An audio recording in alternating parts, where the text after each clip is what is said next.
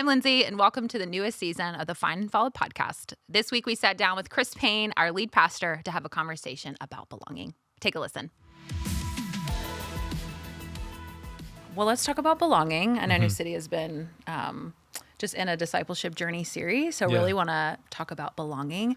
So, like when we say that word, like how would you define belonging? Belonging. Yeah. I think that the way we've been describing it and thinking about it here from a discipleship perspective is where you are your true self, and not like in a woo-woo kind of way, but like your true self as God made you to be, and that you're becoming more alive in who God made you to be. So spaces in relationship with people, whether it's one-on-one, your family, a group, a company, an organization, whatever, where you're who God made you to be authentically, and you're becoming more alive to that. I think about it in two ways. One is a person becoming more aware in community of who they are. So, which I think is the best place to have awareness, about like, oh, I actually like, I'm not good at this, or I actually am good at this. So, and then not just from a skill set, but like a temperament of this is how I process things, and other people process other ways. And so like we begin to become more self-aware. I like that. And then also I think what it looks like is there are places where in community people are encouraging you to be more of who God made you to be, and in a redemptive way. Yeah. Because I think we're in a lot of settings where we need you to be this, we need you to be that. Yeah. And I think belonging is really those relationships and settings where I need you to be who God made you to be, but I want to call you to something, even higher from a redemptive standpoint, and that there's a bigger reason why God made you this way. Yeah, I love that.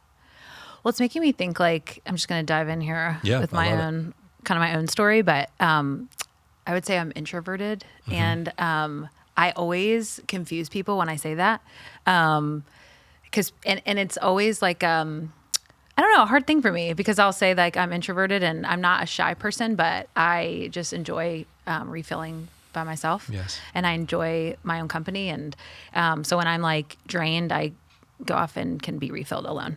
But when I tell people that, like I've literally had people to my face be like, no, you're not, and so it's like such a strange reaction of like, oh, I am that, and so, and I think too, like, one of my core lies is that I'm too much, or too much of something, or I have a strong personality. And so there's been spaces where I'm like, okay, I feel like I'm a little bit too much. I have to like dial it down, or I have to like change my tone or adjust to the room. And so belonging, like, listening to you to kind of define it that way, is there are spaces where I'm like, I can show up exactly how I am, and like, I'm not too much of anything. I'm exactly who I'm, made to be. And I think it was hard, believing when I believe that I'm too much. It's like hard when people actually do give me feedback. I was like, oh, actually there is an area I can grow in here, And so, but yeah, I think for me, like belonging is those spaces where I'm like, oh, I can just open-handedly be myself, kind of thing. Thank you for sharing all that. And I'm a fellow introvert with you.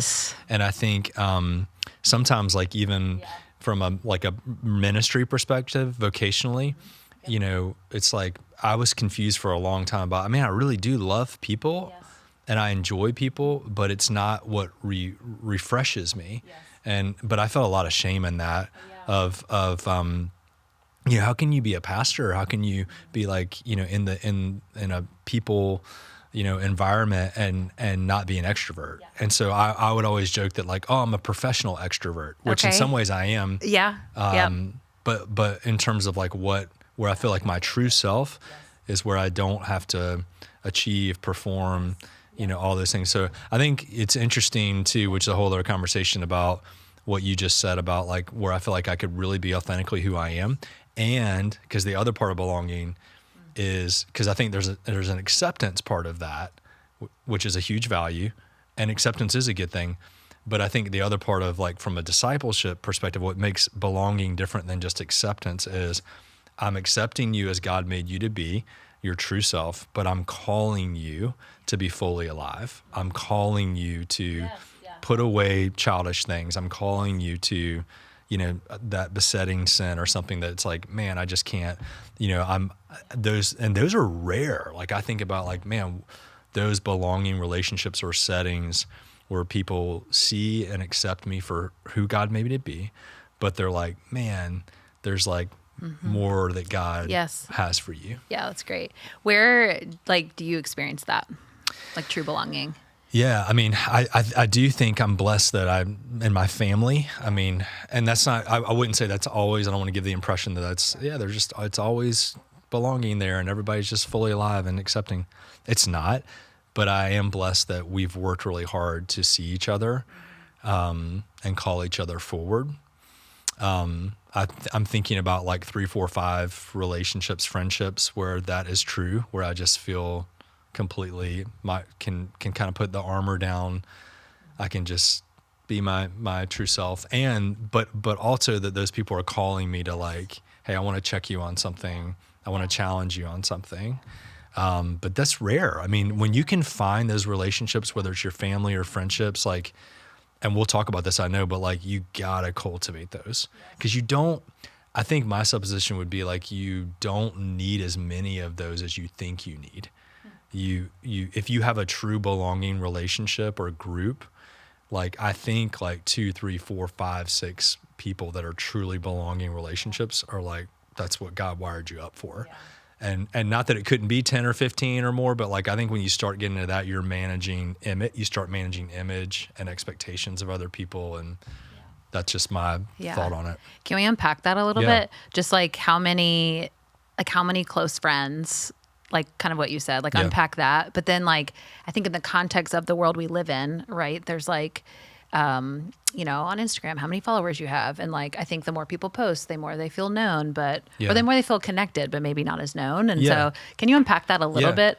Yeah. And we talked a little bit about, a little sociology study called Dunbar's number. And he was a sociologist, and he just studied how many relationships, to your question, like that people can actually hold and like belong, like to use our definition, places where your true self as God made you to be, fully alive as God called you to be.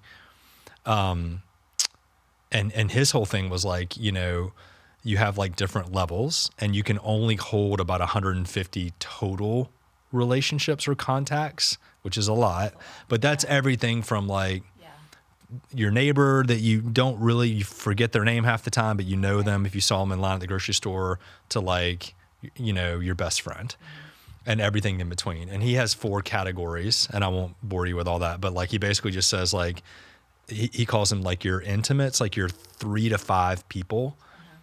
Could be 1, could be 2, but like somewhere 5 and under.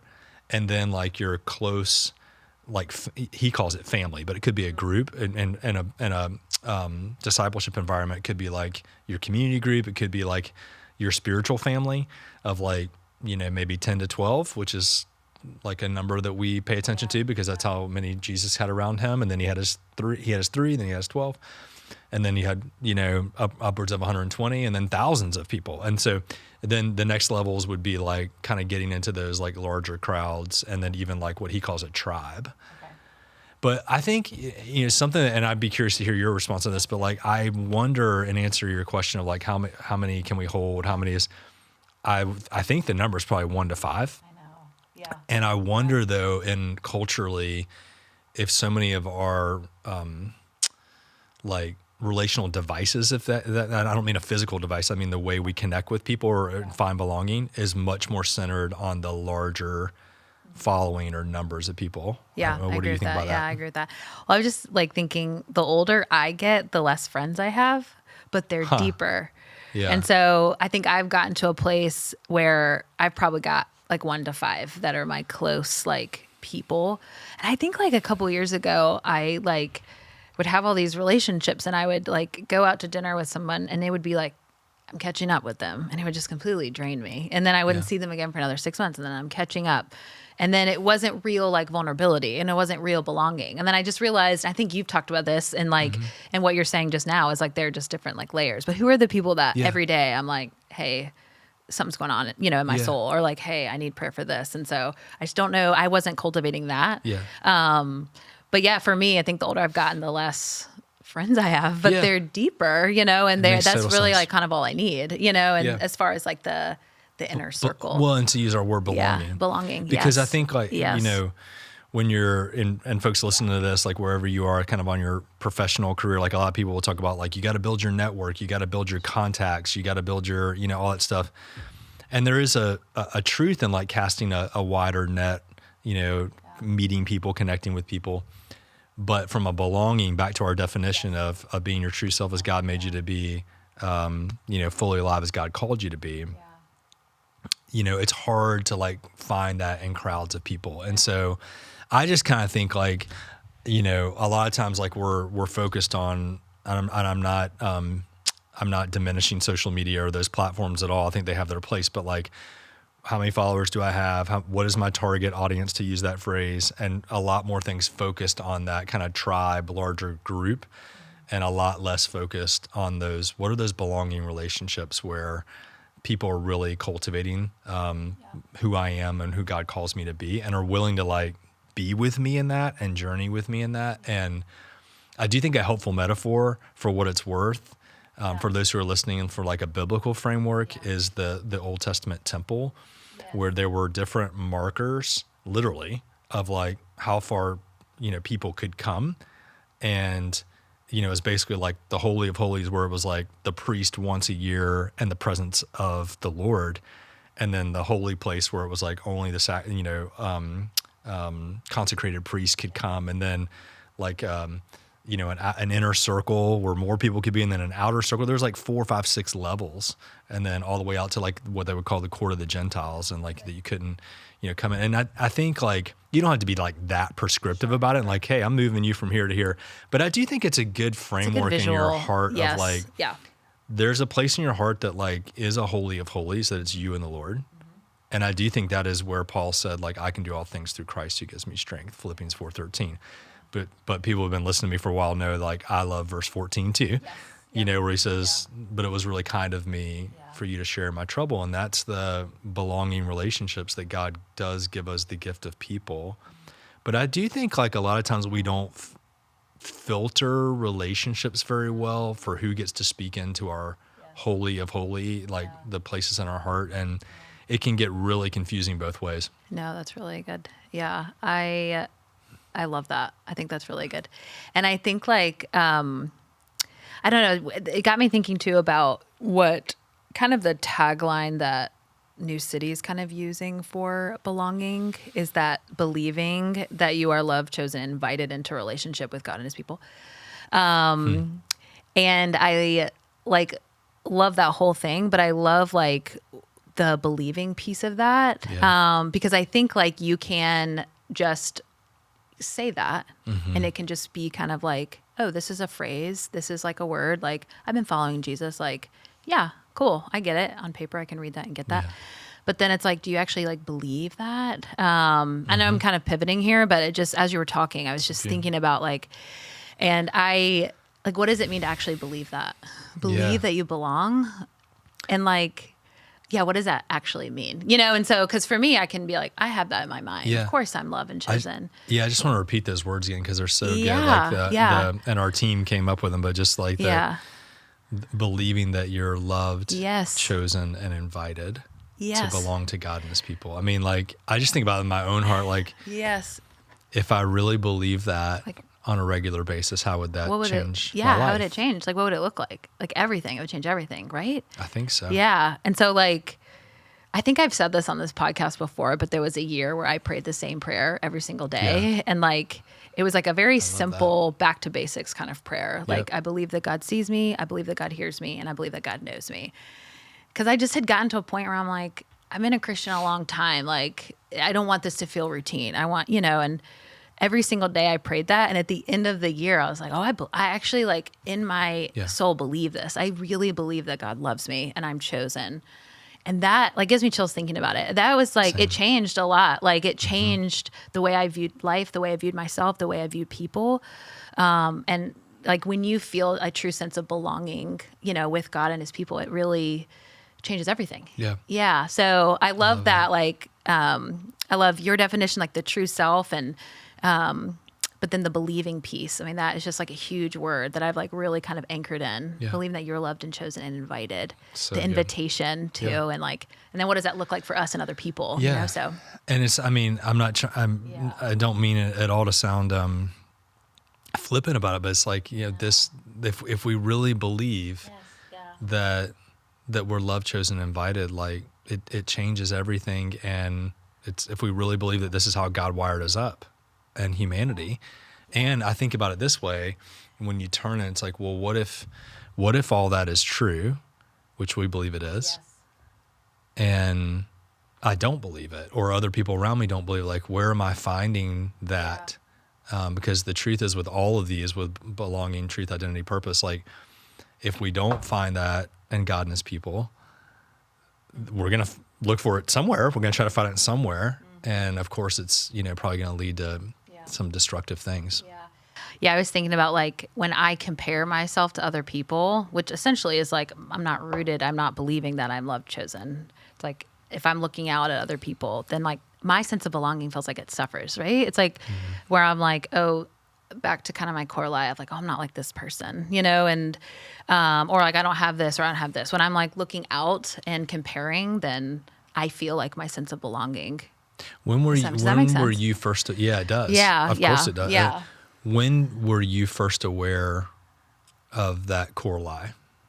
Oh, that's a Do great you remember question. like specifically? Probably just like in like work environments previously, where just feeling like, oh, I'm not quite understood for who I am. And I like, I love that you're saying like it's acceptance plus I'm calling you higher. I never felt this acceptance. And so when I was given a call higher, I was like, oh, it felt so shameful. Like it felt like a lot of shame versus like, oh, there's some growth area here, And so, but I've like dug into my story this year because we're starting about like story work and things like that. And just like like a place where I felt belonging is my home, my childhood home. My parents are so incredibly safe, and my siblings are just like really safe, like people. And so kind of counter to this, like my family, like they're very like, I always use this like, this like gesture, but they're just like kind of, steady. They are. They're not they're steady people. Very good word, yeah, steady people. And, just like very, steady. And so for me, I would say I'm steady, but I'm like, I've got highs, lows of like, I'm a deep feeler and like just big personality. I'm just a bigger personality than my siblings. But I never felt like too much at home. Like I always felt like, which is such a cool thing to kind of name, of like, oh, I always felt like I belonged at home. And I always felt like I never felt that from my parents or my siblings, like Lindsay, like I was just welcomed, which is so important. And so I think that's what I just feel confident in who I am now today. And I know it comes from that like upbringing. And even now, like I'll go to my parents. It's such a safe place because I, live here. But so I think like kind of counter to your question, like as more of a late 20s was when I was like, oh, am I too much? Or like just in some of the environments.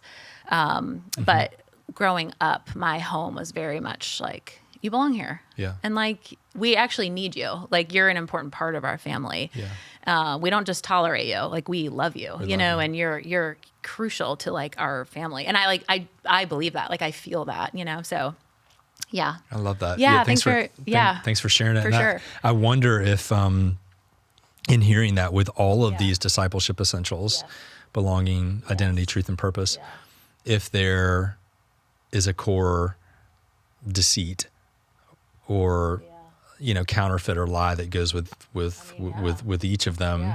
And, I would say my experience was not like, was not the same, I mean, a very loving family, but, struggled to kind of find my place in that. And so I covered with a lot of achievement.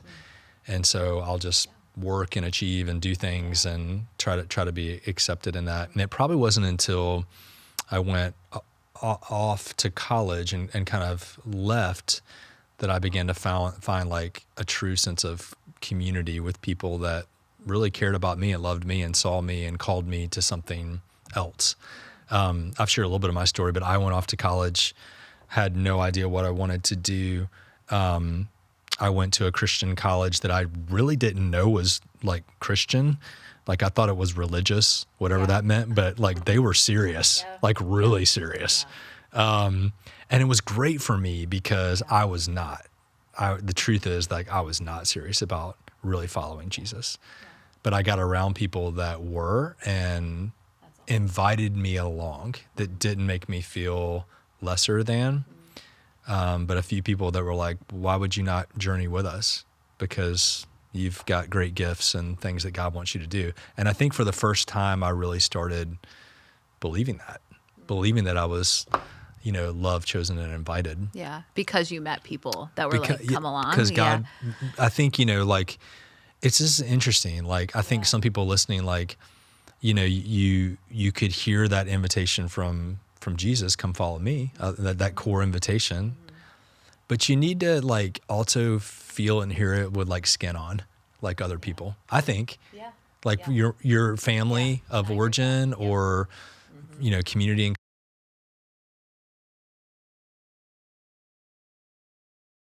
Jesus, but also like it's awesome when you can hear it from Jesus people that are following him and they're like, yeah, you belong here and like you need to come along in the journey and you're needed. Yeah.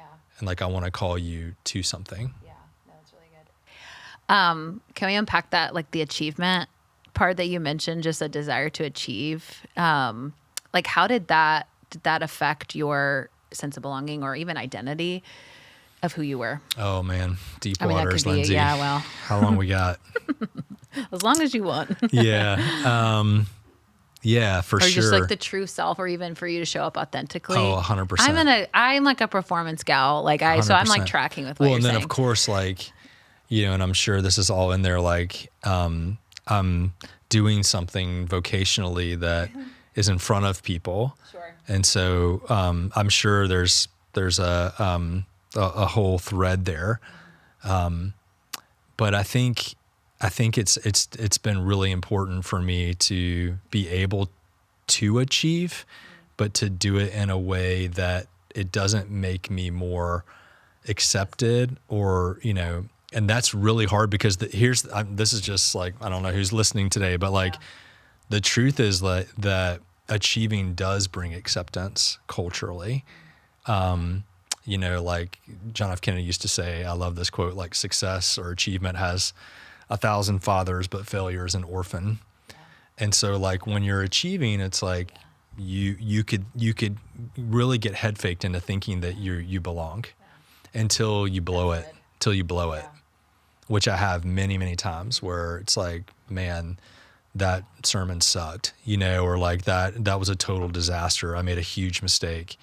And then you kind of look around like who's there still wanting to hang out and be together. And so my core lie is if I don't do something or achieve, no one will love me. No one will care.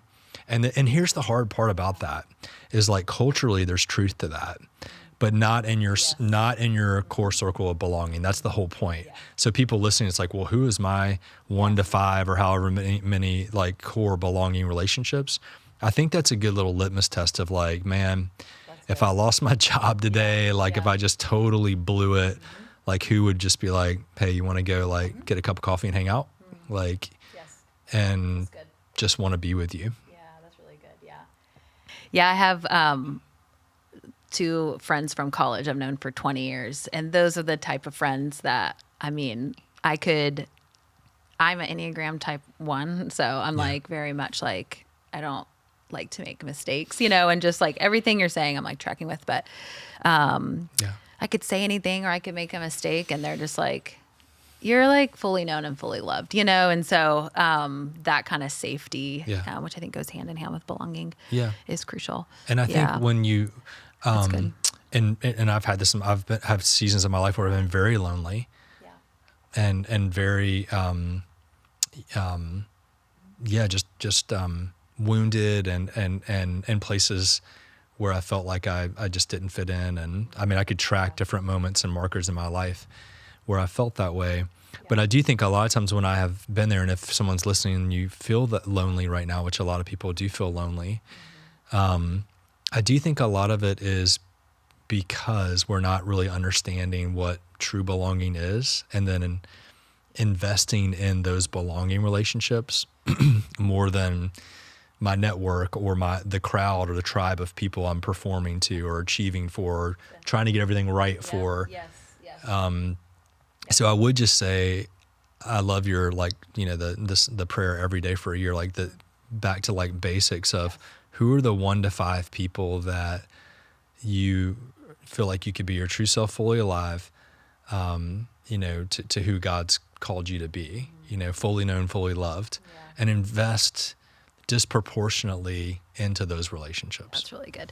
Can we talk about loneliness for a little bit? I know you mentioned that in your sermon, but just you've done some research about loneliness. I would love to just talk about that a little bit. Yeah. Maybe pull that thread. Well, I would start like physiologically, one of the things we talked about in the message is that loneliness has the same effect as smoking a pack of cigarettes every day on your body. That is wild. Yeah, just, the little technical phrase is like psychosomatic, like that what's happening mentally, emotionally is affecting your body. And so I do think like loneliness is this isn't me saying this, like if anybody's listening that wants to look it up, like an epidemic of loneliness and all kinds of data in the United States on that. Yeah. And I think it's not, here's the tricky thing about it is you can be lonely in a room full of people. You can be lonely in the workplace. You can be lonely in a marriage. You can be lonely, in a family or whatever, because you might have, contacts and people around you, but you don't feel like you belong. Yeah. You don't have those belonging relationships. So I think loneliness, I could never, describe every person's situation. Those listening have have a story that, has maybe led to some loneliness. But I do think at the bottom of that is a lack of belonging and a lack of those relationships. And so I think that's what God longs for us, is to know that we belong with him and that the church, capital C church, like God's people, are the place that that we can belong and we can be known and fully loved. And we talked about this, like a little marker of this spiritually was baptism. So in the context of like loneliness, like, I do think like even 2,000 years ago when Jesus is telling us to baptize people in the name of the Trinity, like that is where Jesus received an identity from the Father and a place of belonging with the Father, but also his people, like his tribe, his group of people were there to affirm that, remind him. And we even talked about this past week, like when Peter is in his final year of life, like he's remembering a few things, and he remembers Jesus's baptism and how powerful that was for him to be a witness to, and how impactful that was. So I think I just would want to say a word to people who feel lonely, who might be watching, listening, that it doesn't have to be that way. And I don't mean that in a shaming way. I just mean it in there is hope, and there are people that see you, know you, love you, and are inviting you, and to turn, to turn up the volume on those voices, and where you're seen, known, and loved, and invited, and turn down the, just chasing something on a platform or whatever, or followers that really don't know you. That's really good. Yeah, that's really good. Yeah, I had a pastor tell me once that everyone is lonely. And so something about that was comforting, of like, oh, everyone's lonely. Mm-hmm. Like if you're single, you're lonely. If you're married, if you have a house full of kids, if you're an empty nester, like everyone experiences, because I think it comes back to the belonging. And so, and kind of the charge there was like, what will you choose in your loneliness, And so, which I loved. Yeah, which I loved. And so, that's right. Yeah, I would love to talk like, just like, what does it practically look like to apply the truth of belonging, like on a day-to-day basis? And, we're kind of like talking about who are those core people and those 1 to 5, but like, what does it practically look like to come back to that? Hey, you're loved, you're chosen, and you're invited. Well, one of the quotes that I read on belonging was from a guy named Adam Young. Oh, he's great. Yeah. I think we both enjoy. Yeah. And for those listening, that would be a great follow this year, his podcast, The Place We Find Ourselves. Yes, that's a great. Yeah. But he wrote a book this year called Making Sense of Your Story. And in that, he talked about how most of our disappointments, I thought this was a really interesting statement. He said, most of our disappointments in life come from a lack of belonging. So I think to your question on a daily basis, how do we apply the truth of belonging? I think I'll start there, like recognizing that a lot of times the disappointments, frustrations, things that you might have in your life are kind of disguised as well, I'm feeling anxious, I'm feeling whatever, which you might be, but underneath that might be this core truth of belonging. So this whole thing of like, if I don't feel like I belong, like it leads to a lot of disappointments and frustrations. And so I think the thing I would say on that, like daily application, is reminding yourself that you need belonging. We've called it at New City a discipleship essential. Yeah. It is an essential to finding and following Jesus. Yes. Essential. Everybody needs it. And I think just coming alive to the fact that, yeah, this is how God wired me to belong to him and to other people. And how am I every day reminding myself that and maybe taking a practical step towards it? I think a real, this is super practical. Yeah, let me hear it.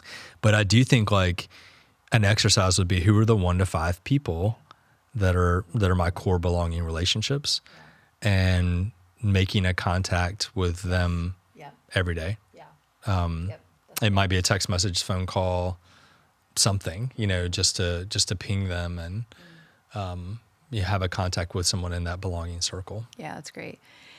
Yeah, I think kind of my thought to that question too is invitation. I think you had talked about that with Zacchaeus, but when you're invited into something, and that's part of my faith story, is someone invited me, and then I experienced belonging in that. And so I think, who are you inviting? And I think, exactly what you're saying, of who are the 1 to 5? And I think maybe it starts with you initiating, hey, I'm going to invite these people over, and let's start a friendship, or really start diving deeper. And I love what you shared about the pastor that shared that with you, because I think that one of the lies of loneliness is that nobody else is lonely. Nobody else is lonely. Everyone has friends except me. And that's how it can appear when you're scrolling or whatever. It's like, man, everybody's happy and out and doing stuff. And the truth is that everybody's lonely to varying degrees. And so, what would it look like for you to say, hey, I'm, going to do a dinner party and invite some people over and be a collector of people in that way. Yeah, that's really good. Yeah.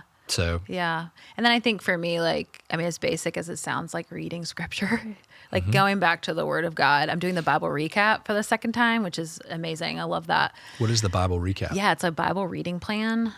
So it's supposed to, you read the Bible in a year. It takes me a year and a half, but then there's a small, little devotion. You can either read it or do a podcast. And so it's a really nice Bible reading plan. So awesome. I'm in Numbers, struggling my way through. But it's the daily discipline and habit of reading the Word of God. Yeah. It really reminds me, okay, this is who God is. This is who I am. This is what I'm coming back to. And reading the Word of God, it just is cements in you, and so that's the anchor and foundation. Yeah, I think, and I won't get too far on this, but I do think people have, I know there's morning people, evening people, everywhere in between, but I do think there's something about the discipline of starting your day, reminding yourself who God is and who you are and who other people are. And that can look different for, some people they want to listen to something, read something, but I do think just whatever that looks like for you, reminding yourself of those truths is really, really important. This may seem totally off the wall, but there's just so many hard things happening in the world. And one of the tragedies a few weeks ago was unfortunately another church/school incident and shooting. And but the perpetrator, one of the things that they were looking at with their readings and their writings, there's an image. It was a haunting image, and it was a self drawing portrait of themselves looking in a mirror, and it had a demonic image looking back at them. But this was the part that just stuck with me. And the question they wrote off to the side in their journal that they were asking themselves in the mirror is, who am I? Who am I? And I've thought about that a lot, and just have heard other commentators talk about that statement of just like the only way to know who you are is to know who God is. And I do think that's what makes what you're talking about today with these discipleship essentials different than some of the other cultural values, which can be very hopeful. But when it gets into like, no, this is the core of who God is, who God made me to be. And we may not agree on everything scripturally and whatever, but like if we can agree on these core essentials and basics, and then remind ourselves daily of like, man, I'm a person that belongs to God and his people. I mean, I just long for that for myself, for you, for so many people to know that. Yeah. You may have answered this question throughout, but you can just say what I said. But like, why is New City made belonging a discipleship essential? Well, practically, without geeking out, we've done this assessment thing of people trying to self-assess where they are, which anybody watching this can go on and take it. And belonging is the lowest, on there. And because I think it's a forgotten essential of discipleship, that I have to feel like I'm a part of this before I can really begin to truly live it out. And if I don't, then I'm over here. I know all the answers to the test. I've got all the things, but I don't really feel like I have a people that I'm journeying with, which, from the time God started gathering people to himself, it's always been about a tribe, a group of people, a nation, a community, the church that he was calling to himself, the one another's of the Bible all throughout. So I think that's forgotten. So I think we're trying to just name, hey, right up there with knowing the Word of God, which we would say is imperative. It's an essential to know the truth, is also like that I belong to a people and I belong to God. And we use that story you brought up of Zacchaeus. There's so many belonging stories, which just parenthetically, I think it's really fun when you think about these essentials to look for them in the scriptures. You mentioned regular scripture reading and begin to think about in what ways was Moses feeling a sense of purpose, and what ways was, Ruth finding out like who she really was. And just you start to like overlay those essentials onto all these people, these stories of how God was meeting them. But Zacchaeus stood out to me because he's an outcast. He's certainly a lonely person by choice in many ways. And I love like the way he interacts with Jesus. Jesus invites him to have dinner. And it's like just what you said. It's like a lonely, isolated person could have heard the truth of the scriptures. They could have been reminded that you're a son of Abraham. They could have, Jesus could have said a lot of things to him, but he chooses to really go after belonging, like a person that did not feel like, and did not belong. That's the truth of it. And he has dinner with him and his life changes. And one of the things that we've been talking about with these four essentials is that they're all present, always, but usually there's one that's primary. And I think, I think as you talk about belonging, we think about belonging, thinking about like, how is God drawing you? And I think for a lot of people, belonging is a primary way that God is drawing them because of all the things we talked about of isolation and loneliness and all the things. So that long answer, that is why we've chosen to elevate belonging right up there with purpose and identity and truth. Yeah, that's really great. Well, thank you, Chris, for being here and for this conversation. One more like final, maybe kind of like fun question for you. What are you reading these days? Yeah. Well, I just started a book on Spurgeon. Okay. I don't know if anybody else is reading a biography on Spurgeon, but I'm learning a lot about Spurgeon. Okay. Interesting. Yeah, it really is interesting. Yeah, I mean, good. I like knew about him, obviously, like learned about him, but didn't know all these little intricacies about him. I mean, he died in his mid-50s. He preached to the largest audience in the UK at that time. Interesting. His church started with New as well. It was New Park Street Church. Oh, cool. I mean, just a fascinating person. So I've been reading about Spurgeon. Well, tell us when you finish. Yeah. Give us a book report. But how about you? What are you reading? You're always reading. I am always reading. I just finished the Careless People memoir about the woman that worked at Facebook. which was yeah. fascinating. I wasn't shocked by any of it, but so it was interesting. She worked in kind of the global realm of it. So like she would, set up meetings with Mark Zuckerberg and like presidents of countries. It's crazy. So that was interesting. So I just finished that. And then I just got a book. I haven't started it yet, but it's about New York City in like the late 80s, like 1986 through like 1990. Oh. Just kind of the history of that. So Fun. that's what I'm reading now. So Love it. yeah, I love a good little history kind of memoir. But awesome. Same. Well, thank you so much for being here, Chris. Really appreciate Thanks, it. Lindsay.